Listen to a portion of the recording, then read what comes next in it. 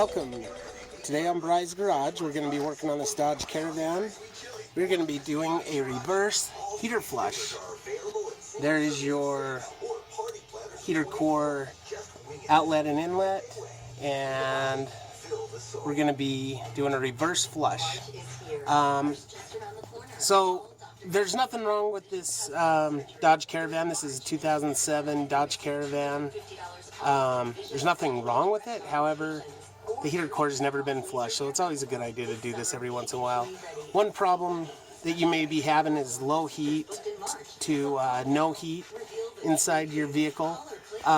One thing you can do to check this, there's multiple things that could cause that, but one thing that's a simple check is after it's been running for a while, you check your hoses. So you fill this hose, you fill this hose, and if there's a different temperature, it works better if you have a temperature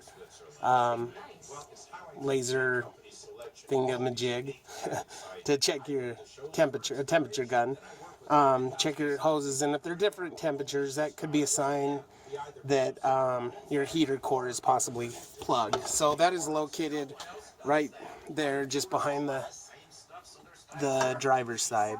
So the tools you'll need is a couple of hoses, a water hose, just an ordinary garden water hose with a shutoff valve and a spigot on it that is 5/8. Your hoses are 5/8. You need a pretty decent size set of pliers, a funnel, and some antifreeze. So use antifreeze that is the right antifreeze according to your vehicle specific. Also, another thing is a bucket. So I'm going to show you what we're going to do next. So first thing and most important, make sure you have your safety gloves on. Got gloves, got safety glasses on. You don't want to splash antifreeze in your eye. And you want to be doing this when your engine is totally cooled off, and you're pretty certain that you check both your outlet, inlet hoses, and it really, you know what, it doesn't matter which hose is the outlet, which one's the inlet, as far as doing this flush. But you do want to make sure you put them on the right heater core nipple. So just kind of mark it. That's what I always do. I always mark which hose comes off which one. So I'll put a number 1 there and a number 1 on this back plate, just so I know and I can remember, because I don't have the best memory. So a number 1 back here and a 1 right there. That way I'll know where this hose goes when I hook it up. And obviously this would be number 2 hose. So make sure you have all your safety gear on before you start this. Next, we're going to take this pair of pliers here, and as you can see, you have a clamp on there. We're just going to clamp that, and we're going to pull this hose away, and you're going to get some antifreeze that leaks down. So make sure that you can do all you possibly can to prevent antifreeze from going on the ground. Always recycle your used antifreeze and all that good stuff. So yeah, we're going to pull off these clamps next. Okay, so now we got our outlet and inlet hoses. So again, I marked it. You can see that gold mark on the top one, and then I marked a gold mark on this one, so they will go back in the right places. Next thing we're going to do is take this hose. This is a 5/8 hose, and your nipple's right there at 5/8. So we're going inner diameter, 5/8 inner diameter hose. We're going to take both of these hoses, I got 2 of them, we're going to hook them up to there. So yeah, hook them both up. I was going to say, if you only have just you may want to put a little clamp on there just to prevent them popping off as you're trying to get all the crap out of the hose. A lot of the times as you're flushing this, these hoses will pop off those core nipples there. So you might want to put a clamp on this. I'm going to have 2 people, so I'm going to be able to hold this while I have somebody else flushing out the hoses. So that's the way I'm going to do it.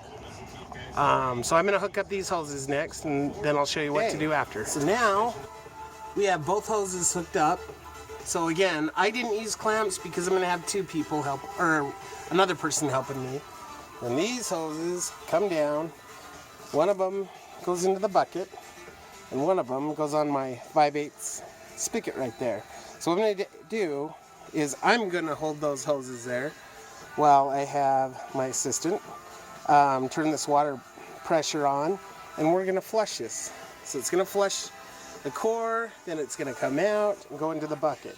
Next, after we do that one time, we're going to take that end of the hose, stick this little spigot in there, and we're going to go the other way. So that will go into the core, and we're going to do a reverse flush, and then this end will be in the bucket. So we're just going to keep doing that until we get clear water. You're going to see that I may do this one time, and we might get all this crap out, and that means I did a reverse flush. I might turn it on, and this is the way it's supposed to go, and it may be somewhat clear water. So when I go to the next hose, it's going to be a lot nastier. So again, it doesn't matter which way you do this. You actually want to screw it up. You want to stir up all that crap and do a reverse flush.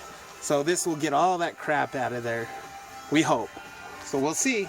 This has never been done on this vehicle, so we'll see what happens. Okay, so I got this hooked up. We're gonna do first one flush. So again, we're gonna turn this water on. One thing you don't want to do is turn this up. You don't want too much water pressure. There's not that much water pressure that travels through the heater core.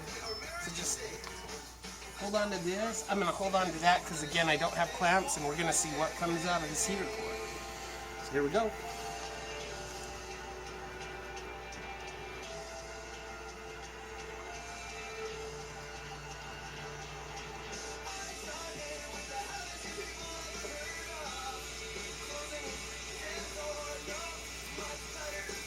So far that's looking pretty clean, which means the nipple that I chose on that heater core is probably the normal flow.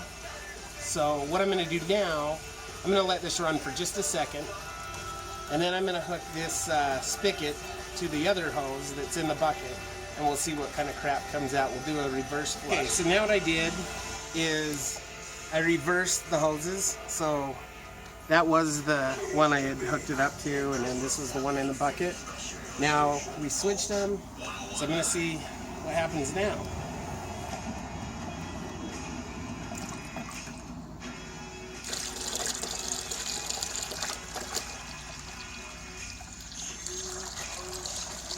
So you can start to see some crap come out of there, but it's not that bad. Not as bad as I thought it might be.